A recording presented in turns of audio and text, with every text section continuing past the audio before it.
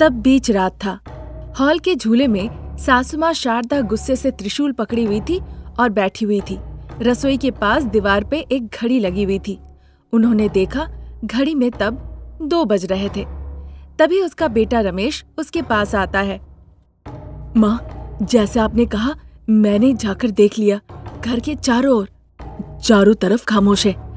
सब अपने अपने घर में आराम से सो रहे हैं। पुलिस की जीप तो दूर की बात, एक एम्बुलेंस तक इस तरफ नहीं आ रही अभी। ये सुनकर उत्साहित होकर, जाओ जाके अनामिका को ले आओ जो माँ देवी की भक्त है, रोज बड़ी भक्ति के साथ पूजा करती है ना। आज मैं उन्हीं के त्रिशूल से उसे मार डालूंगी। इस तरह कहने पर रमेश एक कमरे में चला गया। वहाँ बिल्कुल अंधेरा था। वहाँ वो माचिस की तिल्ली से एक सिगरेट जलाई। फिर उसी माचिस की तिल्ली से वो लाइट भी जलाता है, जिससे अंधेरा कट जाता है। फिर पूरे शरीर में जख्मी हालत में अनामिका दिखती है। रमेश कश लेते लेते अनामिका के पास आता है। अनामिका रमेश को देखकर बहुत डर जाती है। रमेश आके अनामिका के पास में बैठता है। फिर अपने सिगरेट से अनामिका के हाथ में दाग देता है। अनामिका डर के मारे रोने लगती है। मुझे जलाना जला दीजिए, पर सिगरेट मत पीजिए, अपनी जिंदगी को बर्बाद मत कीजिए। इस तरह के मुफ्त उपदेश देकर ही आज तुम्हारी ये हालत हुई है। फिर भी तुम्हें सबक नहीं मिला क्या? अभी भी और सबक लेना है। इसीलिए मैं और माँ ने यही निर्णय लिया है कि अब तुम्हारी जो कहानी चल रही है उसको हम मिलकर खत्म कर देंगे। ये मुफ्त का उपदेश नहीं था। मेरे परिवार के लिए मेरा कुछ कर्तव्य बनता है ताकि आप और माँ जी सुरक्षित रहे, इसलिए मैंने ये उपदेश दिया था। बहुत भाषण दे दी हो, अब चलो। इस तरह कहकर रमेश खड़ा हो जाता है। इस तरह हाथ पैर को बांध के रखें तो मैं कैसे उठूंगी? खोल दीजिए मुझे। मैं नहीं भागने वाली। आप जैसा कहेंगे मैं वैसा ही करूंगी। आपके साथ मैं चुपचाप जाऊंगी। वो एक चीज मुझसे मत कहो, मैं तुम्हें कैसे भी ले जाऊंगा।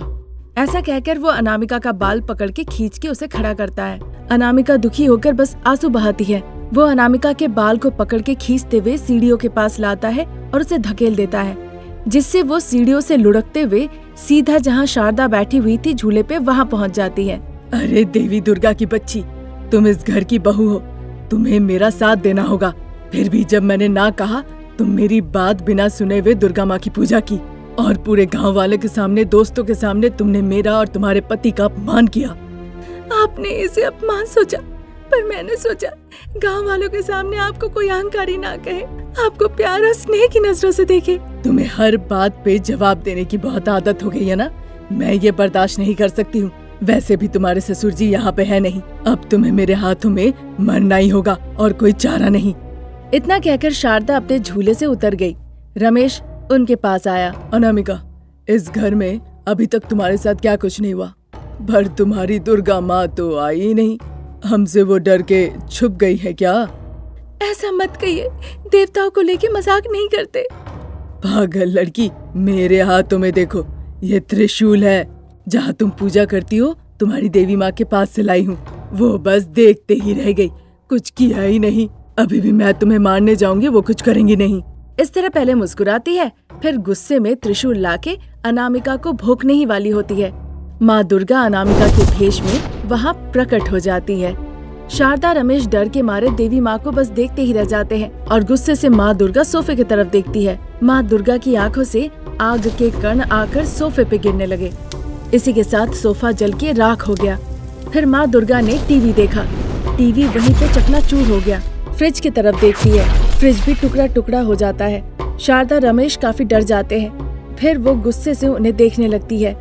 इस घर के साथ साथ सभी सुरक्षित रहे, इस तरह वो सबका भला चाहती थी। आज तक कभी भी उसने अपने लिए कुछ नहीं मांगा, सिर्फ अपने परिवार की सुरक्षा की कामना की। ऐसे भक्त को तुम मारना चाहते हो? अब देखो। इस तरह कहते हुए माँ दुर्गा अपना त्रिशूल उठाती है। इसी के साथ अनामिका देवी दुर्गा के सामने आके खड़ी हो जाती है और प्रार्थना करने लगती है। एक अनामिका के भेष में माँ दुर्गा और दूसरी अनामिका हाथ जोड़ के खड़ी है। ये देखकर शारदा रमेश आश्चर्य हो जाते हैं। शांत हो जाओ माँ, शांत हो जाओ। ऐसे गुस्सा करोगी तो कैसे होगा माँ? नहीं अनामिका नहीं, अब चाहे तुम कितना भी कह लो, मैं इन्हें नहीं छोड़ने वाली। मैंने कहा था ये तुम्हें मार देंगे, तुमने मेरी बात नहीं सुनी, मुझ पे भरोसा नहीं किया। अब क्या करोगी? अनामिका कुछ जवाब नहीं दे पाई, उसकी आंखें गीली थी। अब तुम समझ पाई तुम्हारी सास कैसी है, तुम्हारा पति का असली रंग क्या है। तुम्हें दिखाने के लिए ही मैं तुम्हारे भेष में आई हुई थी। अब मैं इन्हें नहीं छोड़ूंगी। इतना कह के वो असली दुर्गा का भेष लेती है। अनामिका परेशान हो जाती है। मैंने क्या गलती की है सासू माँ, आप मुझे क्यों मारना चाहती है? मैं आपके घर में बहू बन के आई, पुराना पूजा का कमरा साफ करके उसमें मैंने बस दिया जलाया, देवी की पूजा की। यही गलती है अनामिका, हम जिन्हें खाना देते हैं तब वो खाती है, फिर वो हमारी रक्षा कैसे कर सकती है? इसीलिए कहा था पूजा पाठ मत करो। शारदा जब कह रही थी, माँ देवी सब कुछ सुन रही थी। आपको अमीर होने का अहंकार की वजह से आप नौकर चाकर बाकी लोगों को बिना मतलब का डांट फटकार लगाती रहती है। इसीलिए कहा था डांटना सही नहीं है, पर आपको लगा मैं आपके खिलाफ हूँ। सिर्फ माँ के मामले में ही नहीं, तुम मेरे मामले में भी घुस गई थी। जब मेरे दोस्त शहर से आए थे, तुम उनके लिए प्रसाद लेकर आई और कहने लगी ये खाने से अच्छी आदत बनती है। मतलब तुम्हारी नजरों में उनकी आदत बुरी है क्या? अरे मैंने देखा तो बस कह दिया, क्या हो गया? तो अगर तो अच्छी बातें मैंने कही थी तो, पर मैंने जानबूझ के आपको अपमान करने के लिए नहीं कहा। ये हमेशा मुझसे प्रार्थना करी, बहू बन के इस घर का भला चाहिए, और आज तुम लोग इसको मारना चाहते हो। तुम लोग। फिर माँ दुर्गा अपना त्रिशूल उठाती है।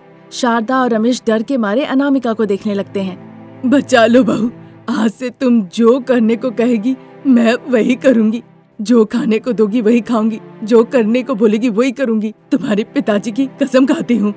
हाँ अनामिका, मैं भी अपनी माँ का कसम खाता हूँ। मैं तुम्हारी हर बात सुनूंगा, अच्छे से बर्ताव करूंगा। इस तरह शारदा और रमेश प्रतिज्ञा करते हैं। ये देखकर देवी माँ, पिघलना नहीं अनामिका, इनका दिल बहुत कठोर है। अरे दुर्गा माँ, देखिए ये हाथ जोड़ के विनती कर रहे हैं, ये आइंदा इस तरह कभी नहीं करेंगे। हाँ देवी माँ, और अगर गलती से भी किया, अगर गलती से ये चीज फिर से दोहराया, फिर तुम लोग जिंदा नहीं रहोगे। फिर माँ दुर्गा अदृश्य हो जाती है। उस दिन से शारदा और रमेश अनामिका की हर एक बात सुनने लगा, और तब से अपने बालों में फूल लगाकर दोनों पूजा पाठ करना शुरू कर दिए। ये थी आज की कहानी। नई कहानी लेके जल्द हाजिर होंगे। नमस्कार। सासू माँ शारदा सोफे पर बैठकर किराने के सामान के बिल को अजीब तरीके से देख रही होती है। बहू अनामिका रसोई के दरवाजे के पास स्लेट पेंसिल लेकर खड़ी थी और परेशान होकर ताक झाक कर रही थी। सासू माँ किराने के सामान के बिल को बड़े ही आश्चर्य तरीके से देख रही है, यानी कि निश्चित रूप से उनकी नजर चौक पीस और स्लेट पेंसिल पे जरूर गया होगा। अब पूरे घर को ये पता चल जाएगा कि मैं चौक पेंसिल रोज खाया करती हूँ। अब क्या होगा? इस तरह सोचते हुए वो सासू माँ शारदा को देखी जा रही थी। तभी शारदा के पति प्रसाद सोफे पे आके बैठते हैं और देखते हैं बिना बातचीत किए हुए शारदा बड़े ध्यान से ग्रोसरी का बिल देख रही है। क्या हो गया शारदा, इतना आश्चर्य होकर किराने के बिल को देखे जा रही हो? ये बिजली बिल नहीं है। मैं इस किराने के बिल को आश्चर्य होकर नहीं देख रही हूँ। इस बिल में लिखा हुआ है 30 चौक पीस के डब्बे और 30 स्लेट पेंसिल के डब्बे। क्या कह रही हो शारदा? 30 चौक पीस के डब्बे और 30 स्लेट पेंसिल के डब्बे, ये कैसे हो सकता है?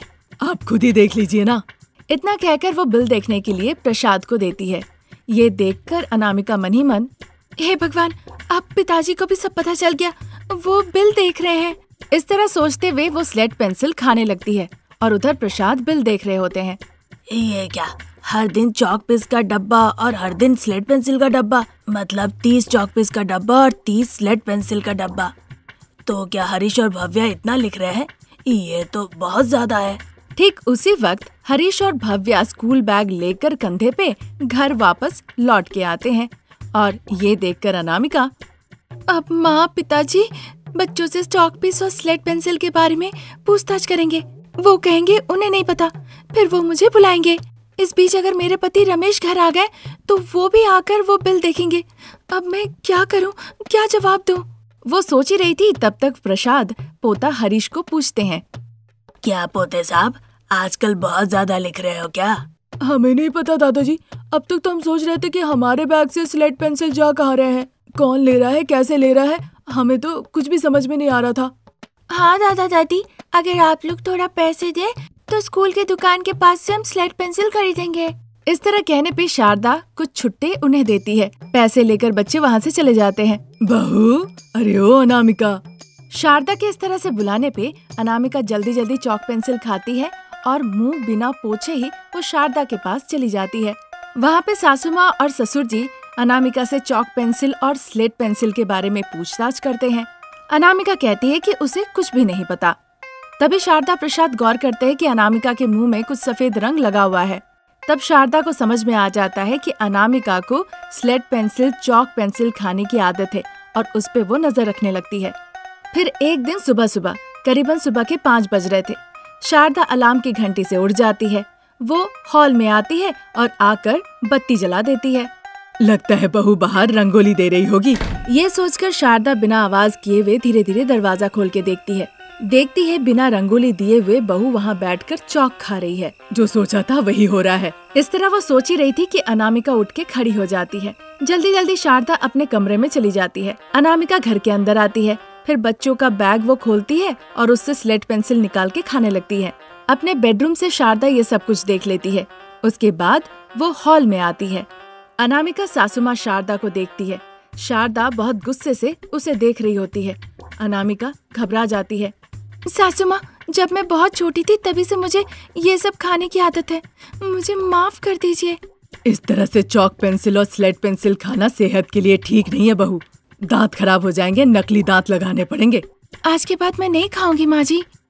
इतना कहकर अनामिका वहाँ से चली जाती है। इसी तरह दिन गुजर रहे थे। शारदा अब से चॉक पीस और स्लेट पेंसिल घर पे लाना बंद कर देती है।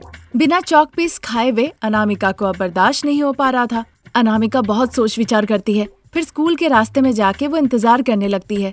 वहाँ दूसरे बच्चों से चॉक पेंसिल लेकर वो खाने लगती है। फिर बच्चे जाके ये बात अपने माता पिता को बताते हैं। फिर उनके माता पिता शारदा के घर के बाहर आकर जोर जोर से चिल्लाने लगते हैं। शारदा को लगने लगता है कि घर के बाहर मानो कि कुत्तों की लड़ाई चल रही हो।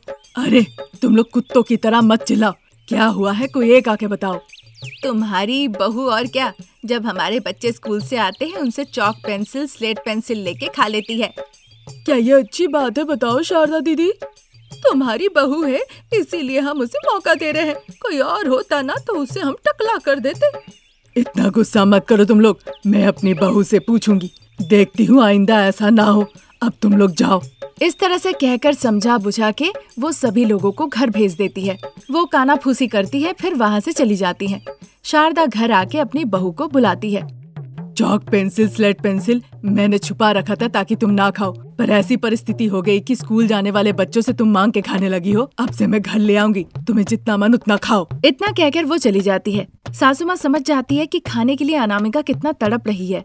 अनामिका भी बड़े शौक से चॉक पेंसिल खाने लगती है। इसी तरह दिन निकल रहे थे। एक दिन अनामिका को अचानक से बहुत दांतों में दर्द होने लगता है। उसका मुंह सूज जाता है।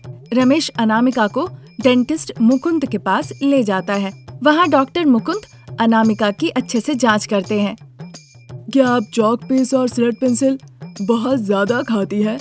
बहुत मतलब बहुत खाती है डॉक्टर साहब, खाना वाना नहीं खाती है, जब देखो तो चॉक पेंसिल और स्लेट पेंसिल खाते रहती है। अनामिका बिना कुछ कहे अपना सर झुका के वहीं खड़ी रहती है। चॉक स्लेट पेंसिल खा के इन्होंने पूरी अपनी दांत खराब कर ली है।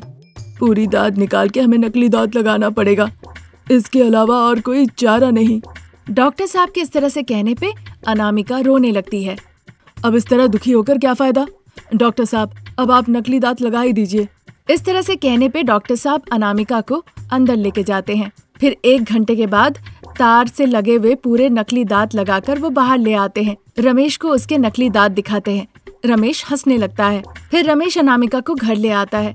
अनामिका के नकली दांतों को देखकर शारदा, प्रसाद, हरीश, भव्या सब जोर जोर से हंसने लगते हैं। ये देखकर अनामिका को बहुत बुरा लगता है, दुखी हो जाती है। बच्चे पढ़े, मैं सभी से कह रही हूँ, चॉक स्लेट पेंसिल खाने का कभी सोचना भी मत, ये बहुत हानिकारक होता है। आप सभी को नमस्ते। तब से वो इस बात का ख्याल रखती है कि बच्चे कभी ऐसी गलती ना करे। आप लोग जो ये वीडियो देख रहे हैं, क्या आपके नज़र में कोई है जो चॉक या स्लेट पेंसिल खाता हो? अगर ऐसी बात है तो उनका नाम हमें कमेंट करके जरूर बताइएगा।